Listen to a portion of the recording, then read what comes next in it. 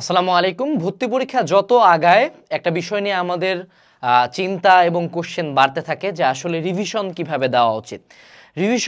দেওয়া উচিত। এটার একটা কম্বাইন্ড বেসিক স্ট্র্যাটেজি আছে, কিন্তু এই স্ট্র্যাটেজিগুলো আবার ভার্সিটি, মেডিকেল, ইঞ্জিনিয়ারিং, যেটা তিনটা সবচেয়ে বড় ভাগ, সে তিনটা ভাগের ক্ষেত্রে কিন্তু আবার আলাদা আলাদা হয়ে যায়।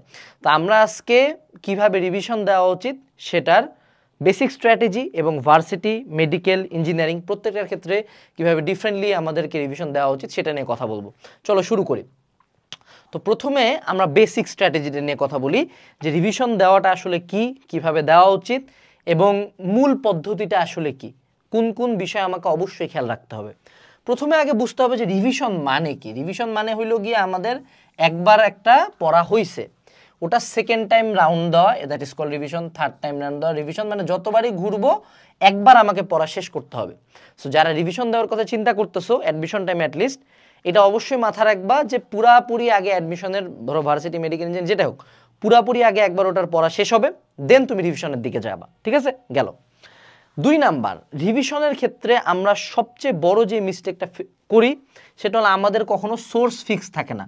এই যে অ্যাডমিশন টাইমে আসে মূল বই, গাইড বই, কোচিংয়ের বই, ভাইয়ার শিট, আমার নোট, আরও অ্যাটলিস্ট 7 থেকে 8টা সোর্স থেকে আমরা পড়াশোনা করি।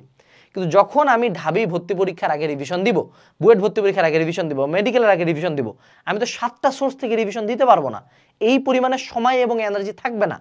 তো সেক্ষেত্রে আমি যেটা আমার ছোটবেলা থেকে বা এখনও ভার্সিটি লাইফে যে কাজটা করি, যে আমি 14 জায়গায় মুখ মারাচ্ছে অ্যাটলিস্ট বইয়ের ক্ষেত্রে, অ্যাটলিস্ট সোর্সের ক্ষেত্রে।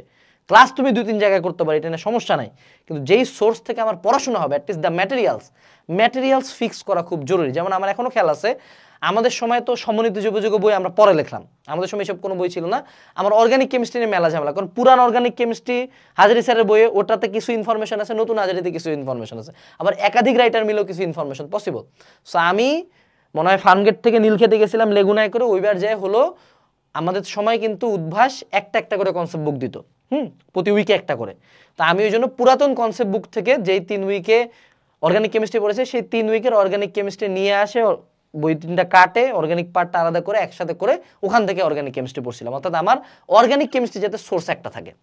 তো যে কোনো সাবজেক্ট, যে কোনো বই, যে কোনো পড়া, যে কোনো ক্ষেত্রে ট্রাই করবা তোমার সোর্স যাতে 1 বা 2টা হয়, এর বেশি না। সর্বোচ্চ একটা বই থেকে পড়ছি বা 2টা বই থেকে, এর বেশি না। এই জন্য আমি পড়তে বলি যে একটা গাইড পড়লে একটাই পড়ো, এর বাইরে পুরাটাই ওখান থেকে পড়ো।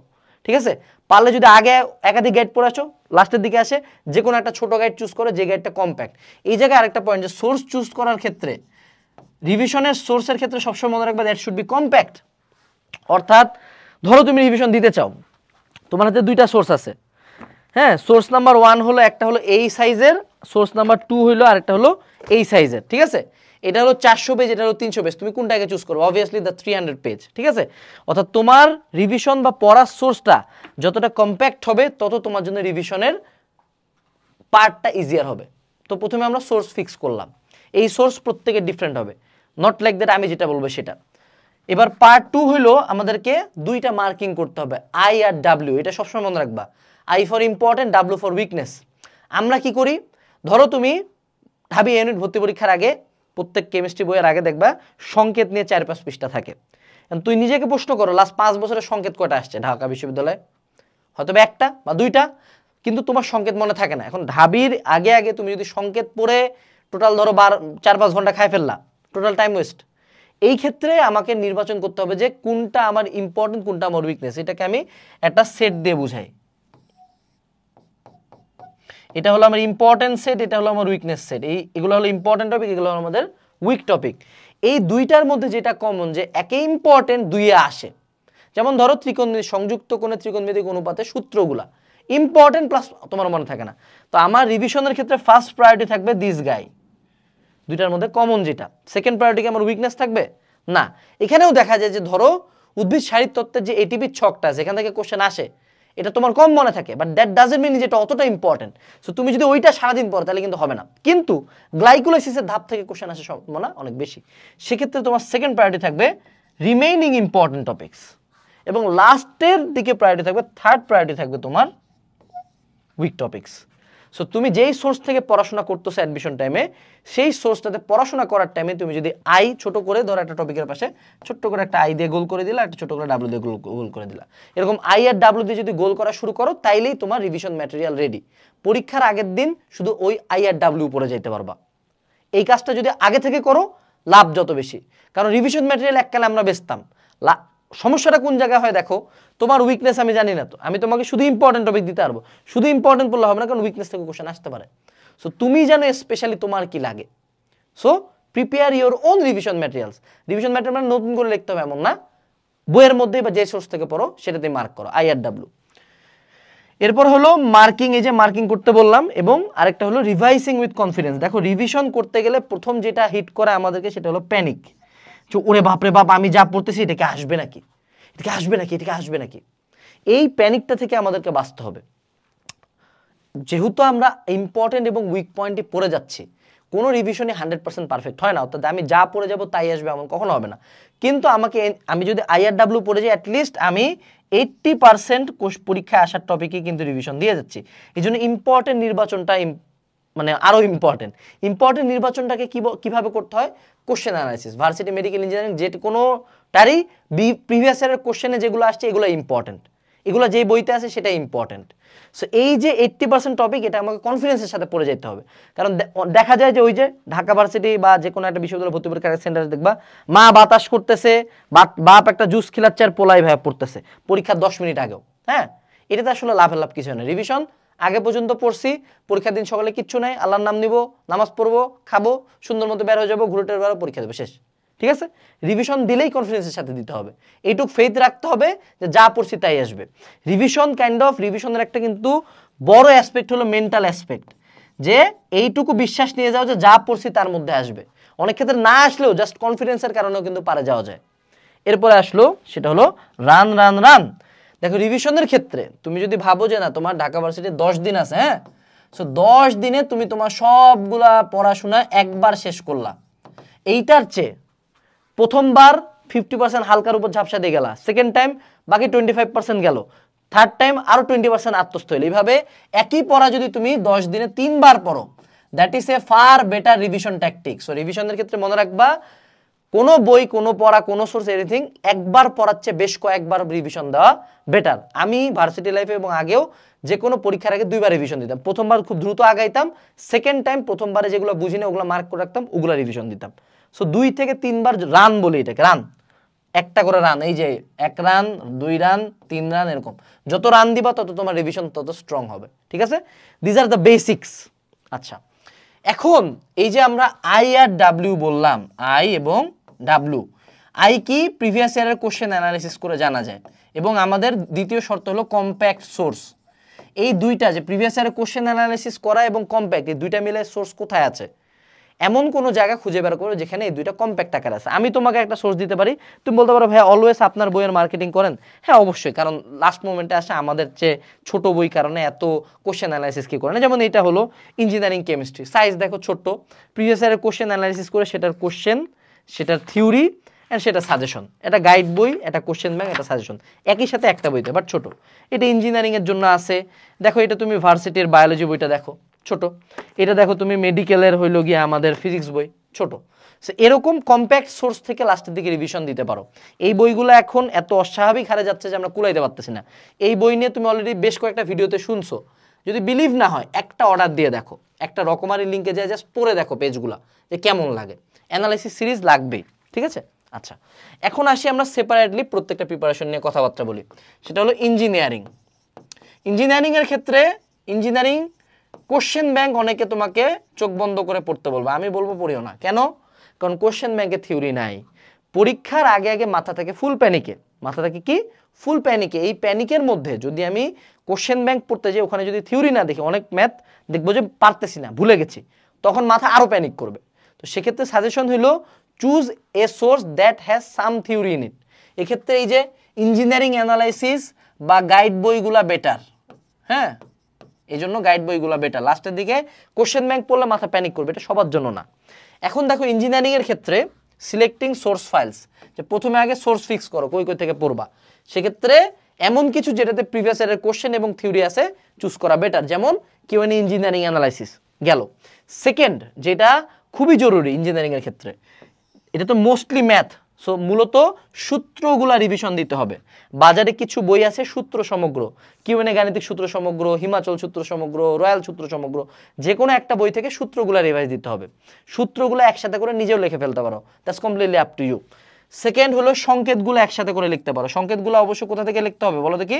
প্রিভিয়াস ইয়ারে যে সংকেতগুলো আসছে, নট গাইডের শুরুতে যে 2000 সংকেত আছে, এরপরে তুমি চাইলে বিক্রিয়াগুলো একসাথে করে লিখতে পারো বা বিক্রিয়াগুলো আলাদা একটা সোর্স থেকে পড়তে পারো। এই তিনটা জিনিস খুব ফাস্ট র্যাপিডলি রিভিশন দিয়ে দেওয়া যায় এবং অনেক ক্ষেত্রে এটাই কিন্তু আমার রিভিশনের মেইন পার্ট, কারণ পরীক্ষার হলে আসলে এমন কোশ্চেন দিবে যেটা আমাকে সলভ করতে হবে, সলভ তো আসলে রিভাইজ করা যায় না। তো সেক্ষেত্রে এই তিনটা মেইন পার্ট আগে রিভিশন দিয়ে যেতে হবে। এরপরে ম্যাথস মার্ক, যেমন ম্যাথের ক্ষেত্রে আমরা যদি মূল বই থেকে পড়ি, তুমি তোমার মূল বইয়ের ক্ষেত্রে এই আই আর ডাব্লিউ দিয়ে ম্যাথ আগে থেকে মার্ক করে রাখতে পারো। পরীক্ষার আগের রাতে বা পরীক্ষার আগে থেকে ওই ম্যাথগুলো এক্স্যাক্টলি করতে পারো বা ওই ম্যাথগুলো রিভাইজ দিতে পারো। সো এটা হলো ম্যাথস মার্ক, যে ম্যাথগুলো মার্ক করে রাখা, যে কোন ম্যাথগুলো আমি দেখে যাব। এক্ষেত্রে অলওয়েজই যে বিশাল বড় ম্যাথ দেখে যেতে হবে এমন না, কিছু ম্যাথ আছে ছোট কিন্তু সিগনিফিকেন্ট। যেমন ওই যে একটা আমাদের সময় একটা ম্যাথ আসতো, যেটা পেরেক ছিল, পেরেকের উপর একটা বল পড়ে, এই পেরেকটা কতটুকু ঢুকবে, ঠিক আছে? এটা mgh ইকুয়ালস টু fx দিলে হয়ে যাওয়ার কথা ছিল, বাট হিসাবটা ওরকম হয় না। mgh plus x equals to hx হয়, mgh plus x equals to fx হয়। এই যে একটা যে আমি এক্সটা যোগ দেই, এই জায়গাটাতেই কিন্তু ম্যাথটা একটা ডিফারেন্সিয়েটিং ফ্যাক্টর আসে। সো এই যে ছোট ছোট পয়েন্টগুলো, এগুলো কিন্তু ম্যাথগুলোতে মার্ক করে রাখছিলাম, ওগুলো আমি রিভাইজ দিয়ে গেছিলাম। এরপরে কোশ্চেন ব্যাংক উইথ থিওরি, যে বললাম যে শুধু কোশ্চেন ব্যাংক না পড়ে সাথে থিওরি আছে এমন কোনো সোর্স ফাইল থেকে পড়বা, এটা হলো ইঞ্জিনিয়ারিং এর ক্ষেত্রে। এরপরে দেখো কেমিস্ট্রির ক্ষেত্রে কিন্তু থিওরিটিক্যাল কোশ্চেন অনেক বেশি আসে, অ্যাটলিস্ট 50% প্লাস বা 70% আসে থিওরি। সেক্ষেত্রে তুমি তোমার হাজারী নাগ স্যারের বইতে থিওরিগুলো মার্ক করে রাখতে পারো, অথবা বিক্রিয়াগুলো আলাদা একটা খাতায় লিখে বা আলাদা একটা কয়েকটা পেজে লিখে বইয়ের সাথে অ্যাটাচ করে দিতে পারো, গেল। এবং এই জন্যই বলা হয় যে গাইড বইগুলো পড়তে, কারণ গাইড বইগুলোতে এই সোর্সগুলো খুব ভালো মতো দেওয়া থাকে। এর পরবর্তীতে টাইমিং ইম্পর্টেন্ট। এই জায়গায় দেখো যে অনেক ক্ষেত্রে ইঞ্জিনিয়ারিংয়ের ব্যাপারে দেখা যায় যে ইঞ্জিনিয়ারিংয়ের পড়ার এরিয়াটা এত বড় যে আমি বিদেশি বই পড়বো, এই বই পড়বো, এই বই পড়বো, 14টা জায়গা থেকে সোর্স থেকে যদি আমি পড়তে যাই, পড়া আমার জীবনে শেষ হবে না। সেক্ষেত্রে ইঞ্জিনিয়ারিং ডিভিশনের ক্ষেত্রে টাইম ফিক্স করে দেওয়া, যে আমি এই 72 ঘন্টায় পড়বো, এইটুকুই পড়বো, এর বাইরে না। এবং আরেকটা স্ট্র্যাটেজি তোমাদেরকে শিখাই দেই, ধরো তুমি ম্যাথ সবচেয়ে কম পারো, তাইলে যদি 3 দিনে প্রিপারেশন দাও, ডে 1 ফিজিক্স পড়ো, যেটা সবচেয়ে ভালো পারো সেটা শুরুতে রাখবা। এটা শুধু ইঞ্জিনিয়ারিং না, প্রত্যেকটার ক্ষেত্রে প্রযোজ্য। যেটা সবচেয়ে ভালো পারো সেটা পড়বা প্রথমে, যেটা মিডিয়াম পারো সেটা পড়বা মাঝখানে, আর যেটা সবচেয়ে কম পারো সেটা পড়বা একদম লাস্টের দিন, যাতে তোমার ব্রেনের মধ্যে ওইটা ফ্রেশ থাকে। এই গেল। আর আরেকটা হলো ডোন্ট রাইট এভরিথিং। দেখো আবার যদি এই স্ট্র্যাটেজি ফলো করো যে না আমি আবার প্রত্যেকটা ম্যাথ করা শুরু করব, তাইলে কিন্তু মামা ধরা, কারণ সব ম্যাথ করার টাইম থাকবে না। সো অনেক ক্ষেত্রে যেগুলা খুব কঠিন ম্যাথ সেগুলা করো, হাতে লিখো, আর যেগুলো একটু মোটামুটি ম্যাথ সেগুলা দেখা যাও, ঠিক আছে? শুনতে খারাপ লাগলেও অ্যাডমিশন টাইমে এই ছাড়া অপশন নাই। আচ্ছা, এরপরে হইলো ভার্সিটি ইউনিটের ক্ষেত্রে 20 to 30% কোশ্চেন থাকবে হলো থিওরিটিক্যাল, আর বায়োলজির ক্ষেত্রে পুরাটাই থিওরিটিক্যাল, তাই না? তো সেক্ষেত্রে আমাদেরকে রিভিশন দিতে হবে শুধুমাত্র দাগানো বইয়ের ইম্পর্টেন্ট লাইন, অথবা এমন কোন সোর্স যেখানে এই দাগানো ইম্পর্টেন্ট লাইনগুলা একসাথে দেওয়া আছে, যেমন আমাদের অ্যানালাইসিস সিরিজ। কারণ অ্যাডমিশন টাইমে আবার মূল বই পুরাটা রিডিং পড়বা ফিজিক্স, এই পরিমাণে সময় নাই। So choose a guide book যেখানে এই থিওরিগুলো দেওয়া আছে। 2, মার্কড শর্টকাটস। যেমন দেখো একটা বিপরীত ম্যাট্রিক্স বের করার যে শর্টকাট, এটা ভুলে যাওয়ার সম্ভাবনা খুব কম, কিন্তু ইম্পর্টেন্ট। দুইটা ভেক্টর লম্ব হলে এর মান কত, এটা আসলে ইম্পর্টেন্ট কিন্তু ভুলে যাওয়ার মতো না। সো এখানে কিন্তু আই আর ডাব্লিউ মার্কিং করা জরুরি, যে কোন শর্টকাটটা আমার অ্যাকচুয়ালি ভুলে যাওয়ার মতো, কোন শর্টকাটটা খুবই ইজি। এই জন্য বলা হয় যে কোনো একটা গাইড বই বা যে কোনো অ্যানালাইসিস বই যে কোনো জায়গায় শর্টকাটগুলো মার্ক করা, কারণ সব শর্টকাট পরীক্ষার আগে দেখবা না, সব শর্টকাট দেখলে মাথা হ্যাং হয়ে যাবে। কিন্তু এটা এনশিওর করবা যে যেগুলো তুমি দেখতেছো সেগুলো পরীক্ষার জন্য ইম্পর্টেন্ট, শর্টকাট মার্ক করে রাখবা। এবং আরেকটা স্ট্র্যাটেজি আছে কোশ্চেন সলভিং উইথ থিওরি।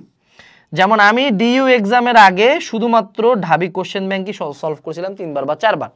এটা অন্যান্য বিশ্ববিদ্যালয়ের ক্ষেত্রেও প্রযোজ্য হয়, কারণ তখন গাইড পড়তে ইচ্ছা করে না। সেক্ষেত্রে আমি যেটা করতাম যে আমি যখন কোশ্চেনটা সলভ করতাম, প্রতিবার কোশ্চেনটা সলভ করার সময় পাশে যে শর্টকাটটা আছে না, শর্টকাটটা আরেকবার করে লিখতাম।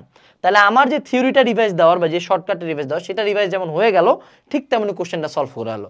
So question solving with theory এটা আমরা করতে পারি, এটা একটা স্ট্র্যাটেজি তোমাদেরকে শিখাইলাম। আর আরেকটা হলো last but not least, varsity এন্ট্রির ক্ষেত্রে সূত্র অবশ্যই লাগে। সো সূত্রের একটা যে কোনো একটা বই নিজের সাথে রাখবা সূত্রগুলো রিভাইজ দিয়ে যাওয়ার জন্য, ঠিক আছে? আচ্ছা, এই গেল হলো আমাদের ভার্সিটি এ ইউনিট। আচ্ছা, ইঞ্জিনিয়ারিং গেল, ভার্সিটি গেল, বাকি থাকলো আমাদের হলো মেডিকেল। চলো আমরা একটা আলাদা কালি নিয়ে নিই, MAT।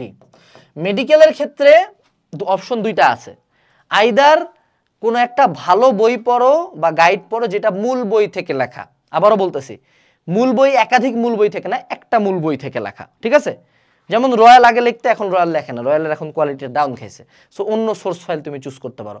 অথবা অপশন 2 হলো মূল বই থেকে আমাদের ইম্পর্টেন্ট লাইন বা ইম্পর্টেন্ট এরিয়া পড়া। এই জায়গায় হলো ডিফারেন্সিয়েটিং ফ্যাক্টরটা যে শুধুমাত্র ইম্পর্টেন্ট লাইন না, মেডিকেলের ক্ষেত্রে বৈশিষ্ট্য থেকে কোশ্চেন করে, পার্থক্য থেকে কোশ্চেন করে, ছক থেকে কোশ্চেন করে, উদাহরণ থেকে কোশ্চেন করে। এই জিনিসগুলো তোমার বইয়ের মধ্যে মার্ক করা আছে কিনা আই বা ডাব্লুতে। অথবা তুমি চাইলে নতুন করে একটা বই পড়তে পারো, যেমন আমাদের মেডিকেল অ্যানালিসিস বইটা, এটা টোটাল ফিজিক্স যত রাইটার যত যা কিছু সব এই বইতেই দেওয়া আছে। এইখানে তুমি চাইলে মার্ক করে রাখতে পারো লাল কালি বা সবুজ কালি দিয়ে, যে এগুলো আমি পরীক্ষার আগে দেখে যাব, বাকি ইনফরমেশন আমার মনে থাকে। এখানে সংখ্যাগত তথ্য, পার্থক্য, বৈশিষ্ট্য, ছক সবগুলো আলাদা আলাদা করে দেওয়া আছে। সো এইটা আরেকটা স্ট্র্যাটেজি, যে ইনফরমেশন টাইপ অনুযায়ী ফিল্টার করা, ইনফরমেশন টাইপ অনুযায়ী ফিল্টার করা, যে এই টাইপের ইনফরমেশনগুলো আমি একসাথে বললাম, সব সংখ্যাগত একসাথে, একটা চ্যাপ্টারে সব সংখ্যাগত একসাথে, সব পার্থক্য একসাথে, সব উদাহরণ একসাথে, তাহলে বেশি মনে থাকবে, ঠিক আছে? 2 নম্বর পয়েন্ট হলো 2 স্টেপ ফিল্ট্রেশন। যেহেতু মেডিকেল ইজ অল অ্যাবাউট মুখস্থ, সেক্ষেত্রে সব ইনফরমেশন, অর্থাৎ 3টা রাইটার অ্যাটলিস্ট তো তুমি হাজারি স্যার, ইসাক স্যার আর আজমল আর হাসান স্যার, এই 3টা তো পড়বাই, আবার জিকেই আছে। সো এত ইনফরমেশন কিন্তু পরীক্ষার আগে চাইলে রিডিং দিয়ে যাওয়া যায় না। সেক্ষেত্রে 2 স্টেপের ফিল্ট্রেশন করতে পারো, যে প্রথম ধাপে ইম্পর্টেন্ট লাইন সবগুলা, অর্থাৎ প্রথম ধাপে সব আইগুলা মার্ক করা হলো। সেকেন্ড স্টেপে আমরা এই আইয়ের মধ্যে, এই ইম্পর্টেন্ট লাইনগুলোর মধ্যে কোনগুলো আমার উইকনেস সেগুলো দাগায় ফেললাম। সো 2 ধাপে যখন ফিল্ট্রেশন করবা, তখন সেকেন্ড স্টেপ, ধরো প্রথমবারে তুমি লাল কালি দিয়ে, রেড কালি দিয়ে দেখাইলা, সেকেন্ড ধাপে তুমি নীল কালি দিয়ে দাগাই দিলা, ঠিক আছে? এইবার তুমি ওগুলা রিভিশন দিলা। সো এইভাবে 2 স্টেপ যখন ফিল্ট্রেশন দিবা, তখন দেখবা ইনফরমেশন অনেক কমে আসছে, ঠিক আছে? এরপরে চুজ আ প্রফেশনাল বুক। এখন এখানে অনেকে আমার সাথে এগ্রি করতে পারো, নাও এগ্রি করতে পারো, যে এখন যেহেতু অনুশীলনী থেকে কোশ্চেন হয়, একাধিক রাইটার পড়তে হয়, আবার বইয়ের কয়েকটা ভার্সন আছে, সেক্ষেত্রে মূল বই যারা পড়ে অভ্যস্ত তারা মূল বইতে থাকো। যারা মূল বই এতদিনও খুব ভালো মতো ফোকাস দিয়ে পড়ো নাই, অর্থাৎ তোমার মূল বইটাও ওভাবে IRW মার্কিং হয় নাই, জাস্ট ওই ভাইয়া কিছু দাগাইছে, তুমি কিছু দাগাইছো, এই নিয়ে জন্ম নিয়েছে সুন্দর একটা বই, ঠিক আছে? তো এরকম যদি হয়, তাহলে move to a new book, আমাদের অ্যানালাইসিস বইটা চেক আউট করো, বা অন্য যে কোনো বই যেখানে আপডেটেড ইনফরমেশন আছে। অনেক মেডিকেল গাইড কিন্তু সে 2015 সালে লেখা আজ পর্যন্ত চেঞ্জ করে নাই। সো আপডেটেড ইনফরমেশনাল বইতে তুমি এই মার্কিংগুলো করে ফেলতে পারো।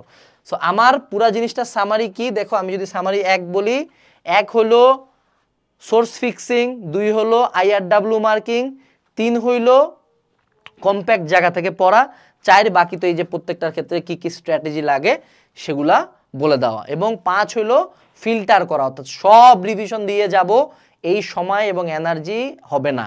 তাই লার্ন টু লেট গো, অর্থাৎ আমি কি কি পড়বো না এটা বাদ দেওয়ার এবিলিটিটা আমাকে অর্জন করতে হবে, ঠিক আছে?